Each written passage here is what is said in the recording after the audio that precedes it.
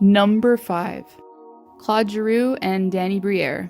After recently joining the league, the young Giroux quickly became part of the Briere family. Claude became a staple in the busy household alongside Danny, his 3 boys, and 2 dogs. Prior to Briere recently separating from his wife, his young teammate was able to step in and give the veteran an assist off the ice. While frequently taking his kids to school, walking the dogs, and helping around the house, Giroux definitely was earning his keep. And in turn, the bachelor at the time got something in exchange: company. "I was living by myself," Giroux says.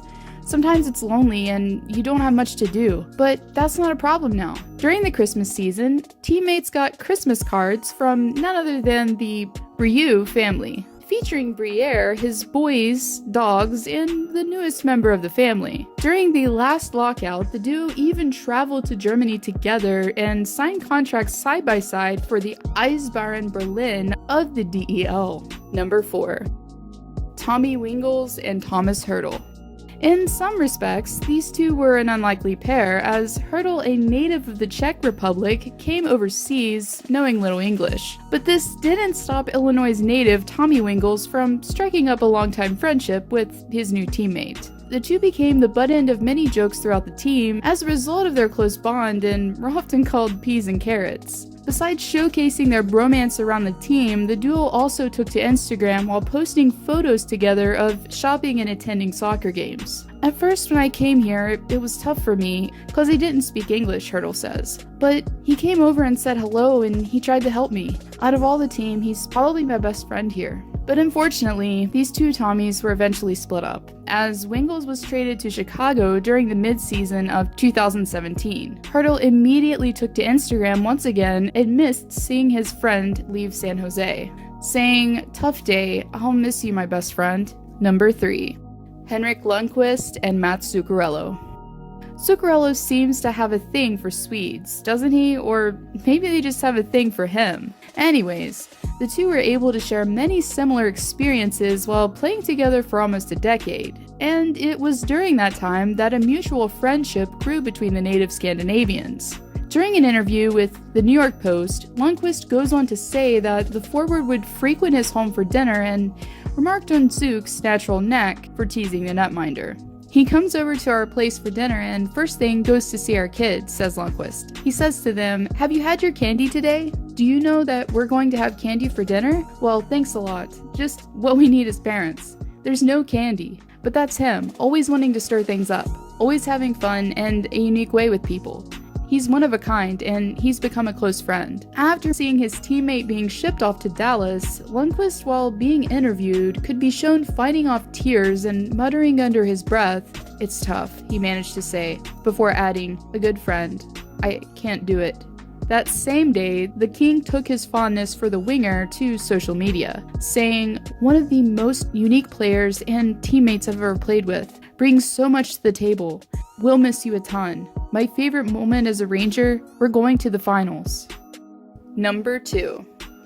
Charlie Coyle and Jason Zucker. Even though this may be hard to believe, these two didn't actually start out as buddy-buddy.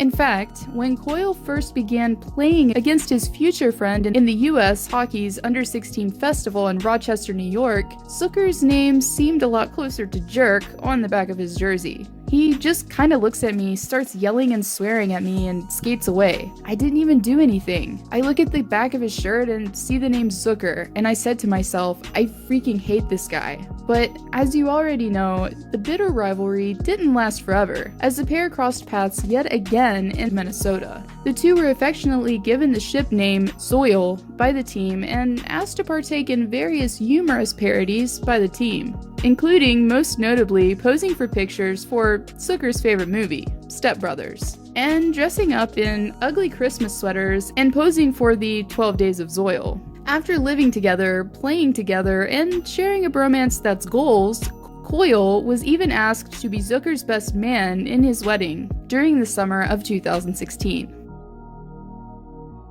Number 1. Mitch Marner and Matt Martin. Another bromance that was seemingly unlikely was that of veteran Matt Martin and young prodigy Mitch Marner. Martin, being 8 years Marner's senior, took the forward under his wing during his stint in Toronto, while almost taking on a big brother type of role. The two even formed their own rituals, including shoulder bumps, secret handshakes, and can't forget those smelling salts. Me and Mitchie, it started out one game where I was using smelling salts and I just put it under his nose. He wanted it the next game too, and then it grew into what it is now. The handshake came after.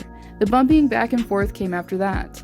It keeps growing. It's part of our routine, and it's something we enjoy, Martin says. But as hilarious and heartwarming the bond definitely was, it eventually, like many, was broken up, as Martin settled in on Long Island last offseason. But even after Martin departed from Toronto, the two remained in touch and still do to this day. I still talk to him quite a bit. He's been a big part of my career. He has helped me out a lot through some moments. He's a guy that I know whenever I need to call him up, he'll be honest with me, Marner says.